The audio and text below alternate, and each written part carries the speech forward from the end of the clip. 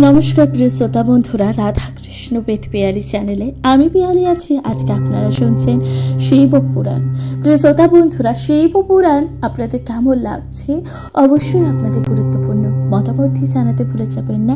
প্রিয় শ্রোতা বন্ধুরা, আপনাদের গুরুত্বপূর্ণ মতামত এবং আপনাদের পাশে থাকা একান্তই কামনা করছি, কারণ আপনাদের গুরুত্বপূর্ণ মতামত যা আরো সুন্দর করে ভিডিও উপস্থাপন করতে এবং শিব কথা শোনানোর উৎসাহ প্রদান করে। প্রিয় শ্রোতা বন্ধুরা, তাহলে শুনতে থাকবেন শিব পুরাণ। আজকের আলোচ্য বিষয়বস্তু শিব পুরাণের দ্বিতীয় অধ্যায়, দ্বিতীয় সংহিতা, যেখানে আপনারা শুনবেন বিদ্যেশ্বর সংহিতা।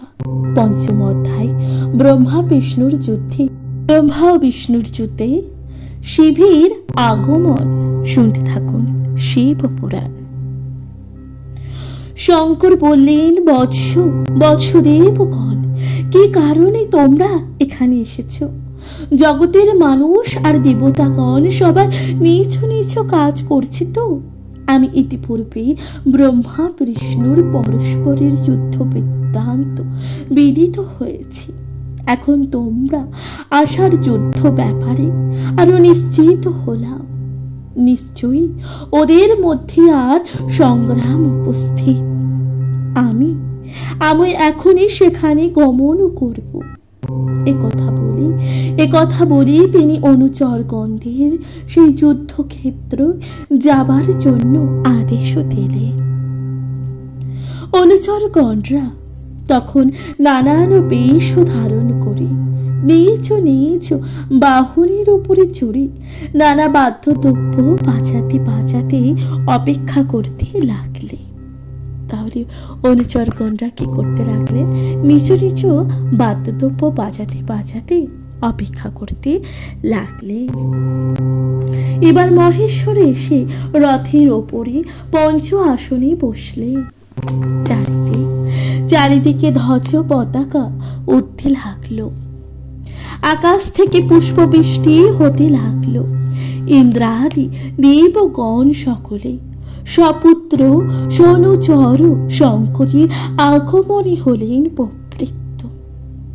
তখন চতুর্দিকে ধ্বজা পতাকা উড্ডীয়মান, চামড়ায় ব্যজন, পুষ্পক বর্ষণ, সঙ্গীত, নৃত্য ও ব্যর্থধ্বনি হতে লাগলো। ভগবান পশুপতি এই রূপে সম্মানিত হয়ে পার্বতী ও সৈনিকগণের সহিত ব্রহ্মা ও বিষ্ণুর সমরাঙ্গনে গমন পূর্বক তাদের সমর দর্শন, অনুচর বর্গের কোলাহল ও বাদ্যধ্বনি সকল বন্ধ করে দিলেন। অতি গোপনে আকাশপথে তিনি অবস্থান করতে লাগলেন। সমীক্ষতু তয় যুদ্ধম নিগূঢ় ও ভ্রংশমাস্থিত সমাপ্ত বাদ্য নিঘোষ শান্তরুগণ নিঃসন। তথাকালে ব্রহ্মা ও বিষ্ণুর পশুপাথ অস্ত্র ও মহেশ্বরের অস্ত্রের মধ্যে আকাশে ঘোর সংঘর্ষ চলছে। ফলে বিশ্ব ব্রহ্মাণ্ড যেন অগ্নি ও উদ্গীরণ করছে। জীব জগতে ত্রাহি রবি বিক্ষিপ্ত ভাবে ছোটাছুটি করছে। মহেশ্বর দেখল এ যেন অকাল প্রলয় সংঘটিত হতে চলেছে। তখন তিনি ভীষণাকার আগুনের এক স্তব্ধ রূপে দুই যোদ্ধার মাঝখানে হাজির হলেন। আর তৎক্ষণাৎ ভয়ঙ্কর অস্ত্রদ্বয় সেই অনল স্তম্ভে নিপাতিত হয়ে পুড়ে ছাই হয়ে গেল। মহানল স্তম্ভ বিভীষণা কীর্তি বভূম তন্নথতলে নিষ্কলঙ্ক। অনন্তর দুই মারণাস্ত্র ধ্বংস হওয়ায় একে আশ্চর্য ব্যাপার, একে আশ্চর্য ব্যাপার, কি অদ্ভুত ব্যাপার। জগৎবাসী পরস্পর এই রূপ বলতে লাগলেন এবং যুদ্ধরত ব্রহ্মা ও বিষ্ণুকে অবাক হলেন। আগুনের স্তম্ভ কোথা থেকে এলো, তা কোথা তা দেখে তারা যুদ্ধ ভুলে গিয়ে এই আগুনের স্তম্ভের ঊর্ধ্বে ও মূল দেশের অনুসন্ধান করা নিজেদের কর্তব্য বলে মনে করলেন। সেই সঙ্গে দুজনে এই আগুনের স্তম্ভে অনুসন্ধানের জন্য নিজেদের মধ্যে পরামর্শ করতে লাগলেন। তৎপর তৎ পরীক্ষাত্রং প্রতুস্থাতে অথ সত্যরম। বিষ্ণু বললেন, কিন্তু আমাদের দুজনের এই কাজ করা উচিত নয়। তখন ভগবান বিষ্ণুকে বললেন, আমাদের দুজনের এই কাজ করা উচিত নয়। এই বলে বিষ্ণু বরাহ মূর্তি ধারণ করে অগ্নিস্তম্ভের মূল দেশে গমন করতে লাগলেন। আর ব্রহ্মাও হংসরূপ ধারণ পূর্বক ওই স্তম্ভের শেষ কোথায় তা খোঁজার জন্য উপর থেকে উঠলেন। বরাহরূপে বিষ্ণু পাতাল ভেদ করে অনেক নিচু পর্যন্ত গেলেন, কিন্তু কোনোভাবেই স্তম্ভের মূল দেশ খুঁজে পেলেন না। তখন তিনি অত্যন্ত পরিশ্রান্ত হয়ে ফিরে এলেন যুদ্ধের স্থানে। এদিকে ব্রহ্মাও আকাশ মার্গে গমন করতে করতে নিরতিশয়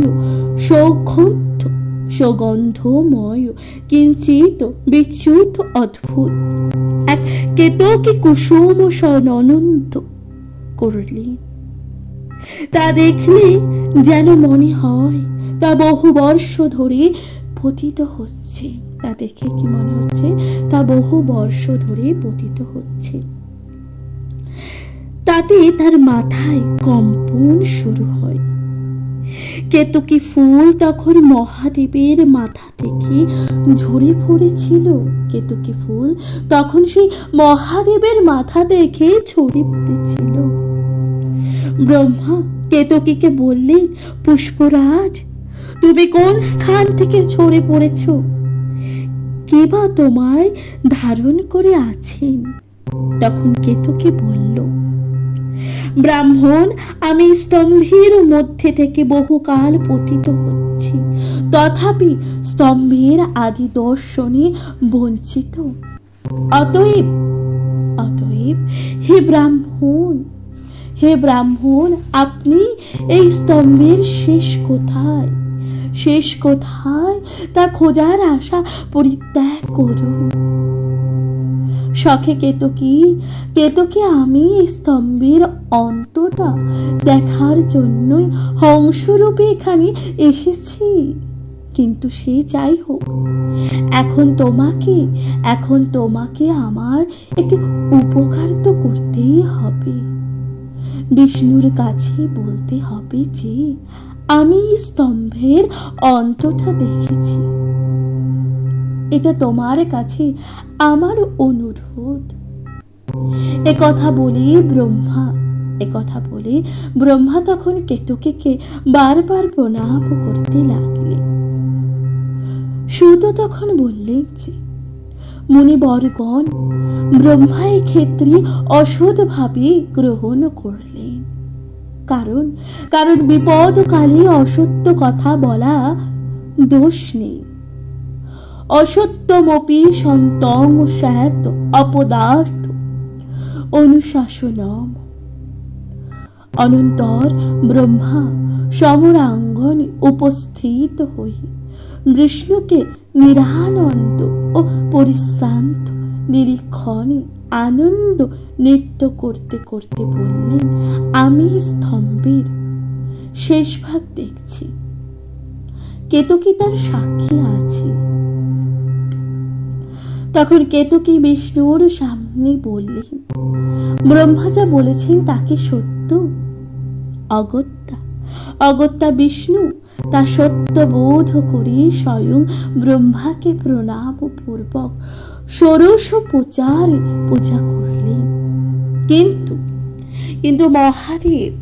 কিন্তু মহাদেব এই মিথ্যেবাদী ব্রহ্মাকে শাসন করবার জন্য সেই অগ্নিলিঙ্গ থেকে বেরিয়ে এলেন। বিবিধ প্রহতং শঠম লিঙ্গত ঈশ্বর স্থস্য বভূম সাকৃত সমুত্থিত স্বামী বিলোকনাথ পূর্ণ প্রকম্পপান পরিগৃহ্য তৎপদম।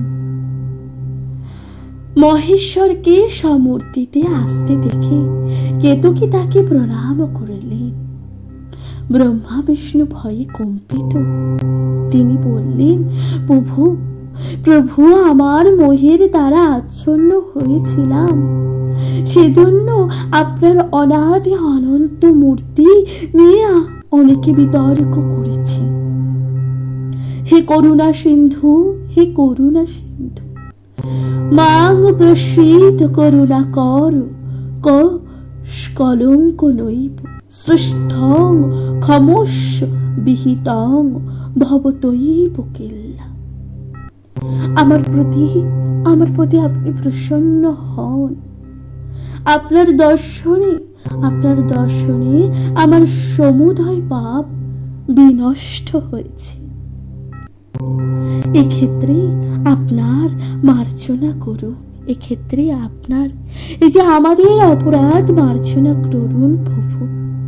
এই সবই আপনার লীলা।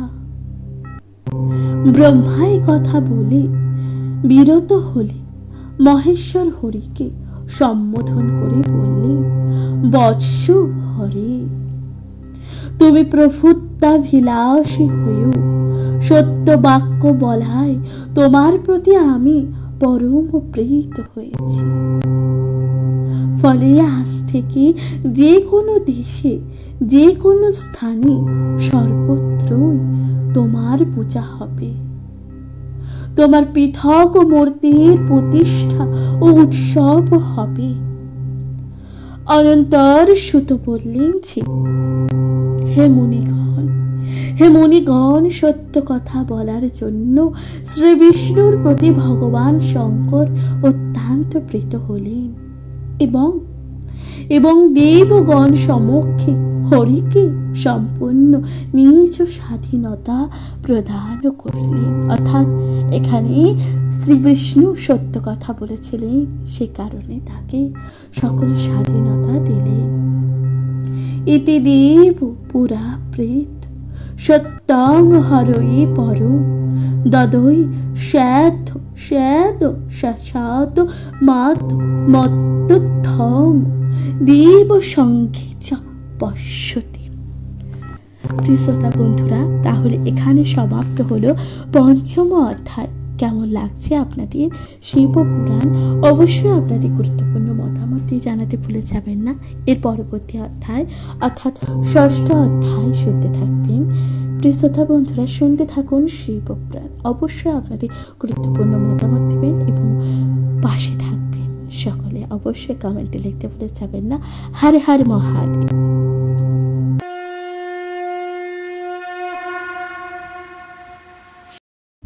নমস্কার প্রিয় শ্রোতা বন্ধুরা, রাধা কৃষ্ণ পিয়ালি চ্যানেলে আমি পিয়ালি আছি। আজকে আপনারা শুনছেন শিবপুরাণ। আজকের আলোচ্য বিষয়বস্তু শিবপুরাণের ষষ্ঠ অধ্যায়, ব্রহ্মার মুণ্ডচ্ছেদন ও মহেশ্বর কর্তৃক বরদান।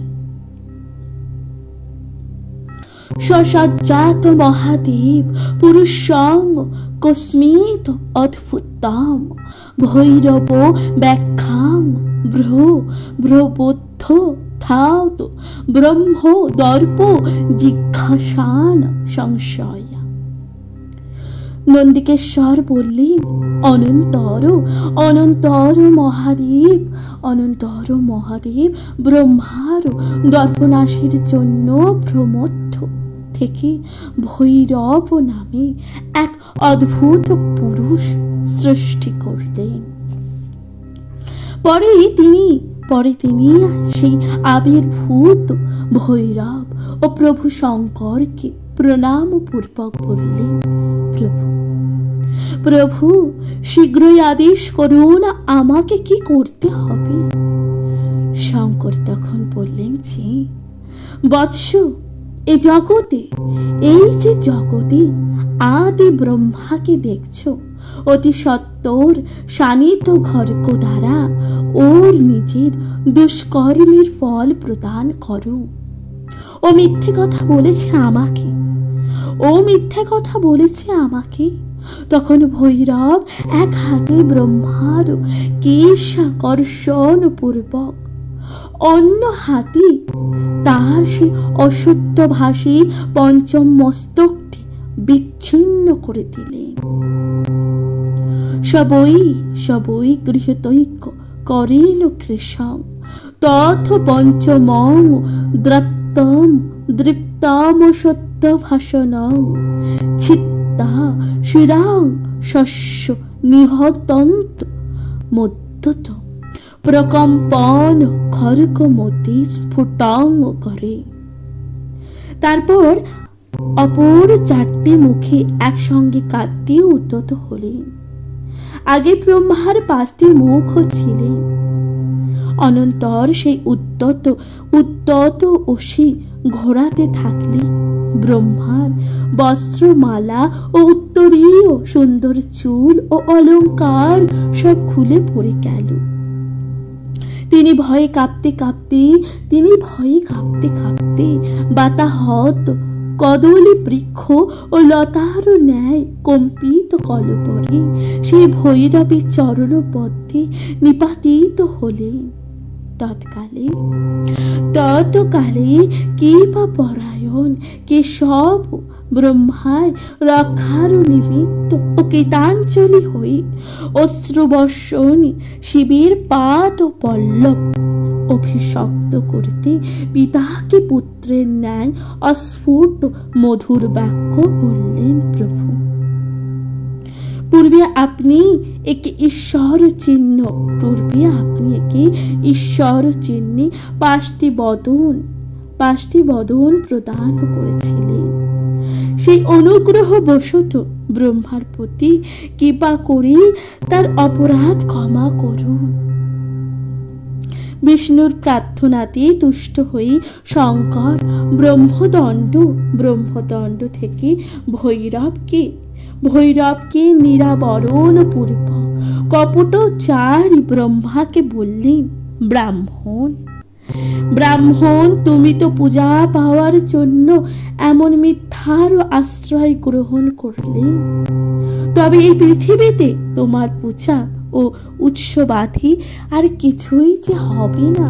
অর্থাৎ তখন মহাদেব বললেন, তুমি পুজো পাওয়ার জন্য এই এত কিছু করলে, এই মিথ্যাচার করলে, সুতরাং এই পৃথিবীতে তোমার আর পুজো হবে না। এই কথা মহেশ্বর তখন বললেন। শঙ্করের এই কথা শুনে ব্রহ্মা তখন বললেন, হে স্বামীন, আমার প্রতি প্রসন্ন হন, আমার প্রতি আপনি একটু প্রসন্ন হন। হে বরপ্রদ, আজ আপনি আমার যে মুণ্ডচ্ছেদ করলেন তা আপনার আশীর্বাদ বলে মনে হচ্ছে। হে ভগবান, আপনি জগতের বন্ধু, আপনি স্বভাব গুণে সকলের অপরাধ ক্ষমা করে থাকেন, তাই আমাকেও ক্ষমা করুন। আপনাকে নমস্কার। ব্রহ্মার বিনীত চরণ, ব্রহ্মার এই বিনীত বচনে তুষ্ট হয়ে শঙ্কর তখন বললেন, বৎস, জগতে রাজদণ্ডের ভয় না থাকলে সকলেই স্বেচ্ছাচারী ও অসূত হবে। অতএব তুমি লোকভার বহন করতে দণ্ডাহ দিকের বিনাশে প্রবৃত্ত হও। এবং এবং আমি যে সুদুর্লভ বরদান করছি তা শ্রবণ করো। আজ থেকে অগ্নিহোত্রাদি কার্য, স্মৃত কার্য ও সমুদয় যজ্ঞের গুরু হবে। তোমা ছাড়া সমস্ত যজ্ঞই নিষ্ফল। এরপর মহেশ্বর কেতকীকে বললেন, কেতকী, তুই শ্রেষ্ঠ প্রবঞ্চক। অর্থাৎ কেতকীকে বললেন, তুই শ্রেষ্ঠ প্রবঞ্চক।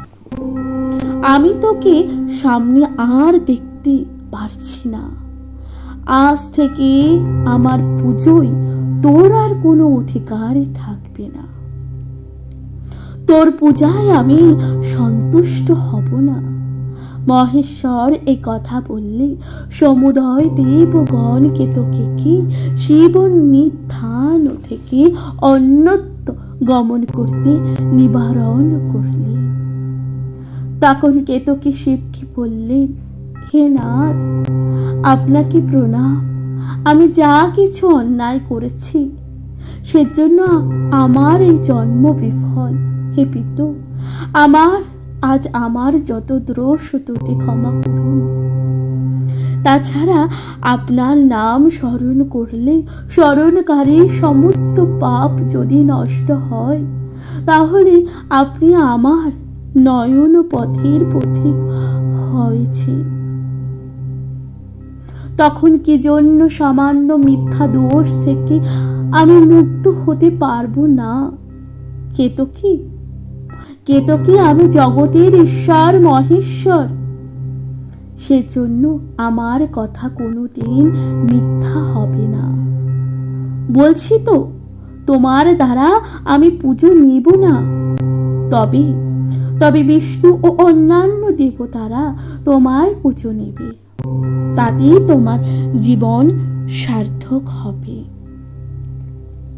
আর একটা কথা, তুমি ছাতার মতো আমার মাথার উপর থাকতে পারো। তুমি ছাতার মতন আমার মাথার উপরে থাকতে পারো। এই আশীর্বাদ তখন কেতকীকে করলেন মহাদেব। ইত্যনুগৃহ ভগবান কৃতকং বিধি মাধৈব বীররাজ সভামধ্যই সর্বত্র বৈর বিক্তৌত। ভগবান চন্দ্রধর ব্রহ্মা বিষ্ণু ও কেতকীকে এইভাবে অনুগ্রহ করলেন। তারপর অন্যান্য দেবতাগণ তার স্তব ও স্তুতিতে হলেন রত। ভগবান শম্ভু সেখানে বিরাজ করতে লাগলেন। অর্থাৎ ভগবান শম্ভু এরপর কি করলেন? সেখানেই বিরাজ করতে থাকলেন।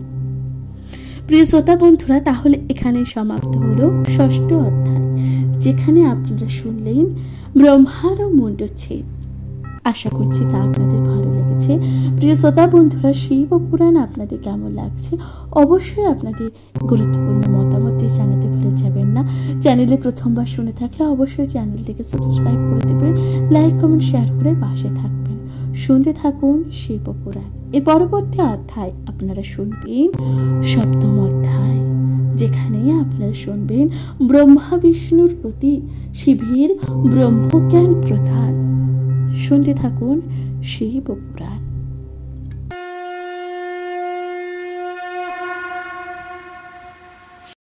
নমস্কার প্রিয় শ্রোতা বন্ধুরা, রাধা কৃষ্ণ পেজ পিয়ালি চ্যানেলে আমি পিয়ালি আছি। আজকে আপনারা শুনছেন শিব পুরাণ। প্রিয় শ্রোতা বন্ধুরা, আজকের আলোচ্য বিষয় শিব পুরাণের ৭ম অধ্যায়, যেখানে আপনারা শুনবেন ব্রহ্মা ও বিষ্ণুর প্রতি শিবের ব্রহ্মজ্ঞান প্রদান। নন্দিকেশ্বর বললেন, নন্দিকেশ্বরকে বলছেন, দেখুন, এ কথা ব্রহ্মা ও বিষ্ণু ভগবান শঙ্করকে প্রমাণপূর্বক কৃতাঞ্জলি হয়ে দুইজন তার ডান ও বাম দিকে অবস্থান করতে লাগলেন। তখন শঙ্কর ও শঙ্করী বেশ সুন্দর সিংহাসন বসেছিলেন। তারপর পবিত্র পুরুষ বস্তু দ্বারা তাদের পুজো করলেন। যা পুরুষ সংকল্প প্রভব। তা পুরুষ বস্তু আর প্রকৃতি সম্ভব, তাকে প্রাকৃত বস্তু বলে। এদের মধ্যে কোনো কোনো বস্তু দীর্ঘকাল স্থায়ী ও কোনো কোনো বস্তু অল্পকাল স্থায়ী হয়ে থাকে। ব্রহ্মা ও বিষ্ণু ক্রমে ক্রমে হার ও কেউর, কিরীট, মণিময় ও মণ্ডল, যজ্ঞসূত্র, উত্তরিত, ব্রহ্ম, ক্ষৌণ বস্তু, আঙ্গুরি, ঋক, পুরুষ প্রস্থ, পুষ্প, তাম্বুল, কর্পূর, চন্দন, অগুর, দীপ, ধূপ ও শ্রেত ছন্ন, ব্যঞ্জন, ধ্বজ, চামর প্রাকৃতিক বস্তু এবং বাক্য ও মনের বর্ণাতীত স্তব্ধ ও স্তুতি ভক্তি ভরে মনন দ্বারা শ্রদ্ধার সঙ্গে পুজো করলেন। এবার ব্রহ্মা বিষ্ণুর পূজার সন্তুষ্ট হয়ে শিব বললেন, আজ আমি এই পুণ্য দিন তোমাদের এমন ভক্তিপূর্ণ পূজা পেয়ে খুবই আনন্দিত হলাম। অতএব এই পবিত্র দিনটি আমার পুজো শ্রেষ্ঠতম বলে দিন হিসাবে জানবে। আমার প্রিয় এই তিথি শিবরাত্রি নামে জগতে বিখ্যাত হবে। আরো বললেন যে, এত তো কালে তু কুজ্জাত প্রজাং মল্লিক বেয়োগ কুত্তাত জগত কৃত্য স্থিত স্বর্গাদিকং প্রমাণ শিবরাত্রাব হো রাত্রাং নিরাহার জিতেন্দ্রী অর্চ এতা যথা ন্যায় যথা বল্লম বঞ্চক। যে ব্যক্তি ওই কালের মধুর লিঙ্গ বা প্রতিমূর্তিতে আমার পুজো করবে, সে জগতের সৃষ্টি স্থিতি কার্যে সমর্থ হবে। যে ব্যক্তি শিবরাত্রির দিন ইন্দ্রিয় সংযম করে সারাদিন ও রাত্রি উপবাস থেকে আমার পুজো করবে, সে 1 বছর ধরে পূজাকারীর ফল লাভ করবে। যাদের উদয়ের সঙ্গে সঙ্গে যেন সমুদ্রের জল বৃদ্ধি পায়, তেমনি ওই শিবরাত্রির সময় আমার পুজোর ক্ষেত্রে অতীব মঙ্গলজনক। অগ্রহায়ণ মাসের আদ্রা নক্ষত্রে আমার প্রতিষ্ঠাতি উৎসব অতিশয় শুভদায়ক। কারণ ইতিপূর্বে আমি তৎকালে স্তব্ধ রূপে আবির্ভূত হয়েছি। আর বেশি কি বলবো, যে ব্যক্তি তৎকালে পার্বতীর সহিত আমাকে বা আমার লিঙ্গকে দর্শন করবে, কার্তিকীয় থেকে সে আমার অত্যন্ত প্রিয় হবে। উক্ত শুভ দিনে আমার দর্শন করলে যদি এই ফল লাভ হয়, তাহলে ওই দিন অর্চনায় যে কিরূপ ফল লাভ হবে তার বাক্য ও মনের অগোচর। আর আমি যখন লিঙ্গরূপী আবির্ভূত হয়েছি, তখন স্থানে লিঙ্গস্থান নামে প্রসিদ্ধ হবে। হে পুত্রদয়, জগৎবাসীদের দর্শন ও পুজোর জন্য আদি অন্তহীন এই স্তম্ভ ক্ষুদ্র রূপে অবস্থিত থাকবে। ভোগজনক আমার এই লিঙ্গ ভক্তি ও মুক্তির প্রধান সাধন। এটা দর্শন, স্পন্দন ও বা ধ্যান করলে জীবগণ অনায়াসে ভববন্ধন থেকে মুক্ত হবে। অনলাচল শশাঙ্ক থেকে উত্থিত ওই লিঙ্গ অরুণাচল নামে প্রসিদ্ধ হবে। এখানে বহু তীর্থক্ষেত্রে গড়ে উঠবে। জীবের এখানে মৃত্যু হলে সে মোক্ষ লাভ করবে। অরুণাচল শশাঙ্ক সমুত্থিত ওই লিঙ্গ। অনলাচল শশাঙ্ক যদি তং লিঙ্গ মুঠিতম অরুণাচল মিতৈব তদিতং খ্যাতিম সতী। ওই স্থানে নিরন্তর জনগণের আবাস ও রথোৎসব বাদী ও কল্যাণ কার্য পরিপূর্ণ পরিপূর্ণ থাকবে। এই স্থানে দান, হোম, জপাদি কার্য করলে তা কোটি গুণ ফলজনক হবে। আমার যত স্থান আছে এই স্থান উৎকৃষ্টতম। এই স্থানে আমাকে স্মরণ করলে দেহিগণ মুক্তি লাভ করবে। ওই স্থানে লিঙ্গরূপী আমাকে পুজো করলে সারল্য সমীপ্য সারণ্য সৃষ্টি সাযোগ্য ও পঞ্চবিধ মুক্তি লাভ হয়ে থাকে। অতএব হে বৎসগণ, শীঘ্রই তোমাদের মহরথ পূর্ণ হবে। নন্দিকেশ্বর বললেন যে মহেশ্বর ব্রহ্মা ও বিষ্ণুকে ওই রূপ অনুগৃহীত করে নিজ প্রভাব অমৃত ধারা বর্ষণ করত, তাদেরকে যুদ্ধ মৃত সৈন্যদিক জীবিত করলেন। পরে তাদের মূঢ়তা ও পরস্পর বিরোধী তিরোহিত করবার জন্য বললেন, বৎসদয় সগুণ ও নিগুণ ওই উভয় প্রকার মূর্তি কেবল আমারই আছে, আর কিন্তু কারোর নেই। এই জন্য অপর কেউ ঈশ্বর নয়। আমি পূর্বে নিগুণ স্তম্ভরূপে ও পরে সগুণ মূর্তিতে আবির্ভূত হয়েছি। অতএব নিগুণ ব্রহ্মত্ব ও সগুণ ঈশ্বরত্ব আমার ভিন্ন কারোর নেই। এই জন্য তোমাদের মধ্যে কোনো ক্রমে ঈশ্বরত্ব সিদ্ধ হতে পারে না। এই অজ্ঞানতা নিবন্ধই তোমাদের মধ্যে ঈশ্বরাভিমান এনে দিয়েছে।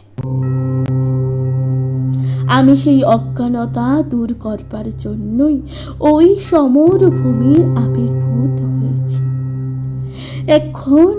এখনই আত্মাভিমান পরিত্যাগ পূর্বক আমাতে চিত্ত সন্নিবেশিত করো।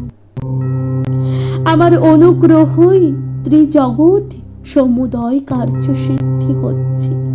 কেবলমাত্র তোমাদের প্রীতির জন্য নিগূঢ় ব্রহ্মত্ব বিষয় বর্ণনা করছি, শোনো।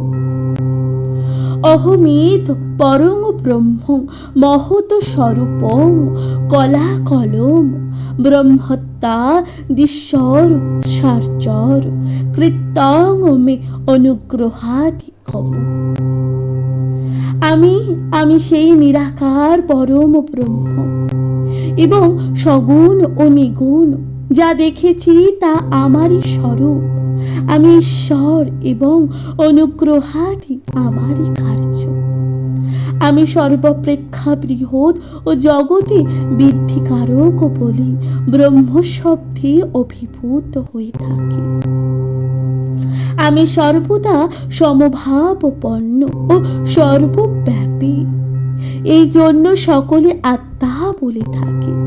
আমা ছাড়া অপর সমুদয় জীবনী অনাত্মা।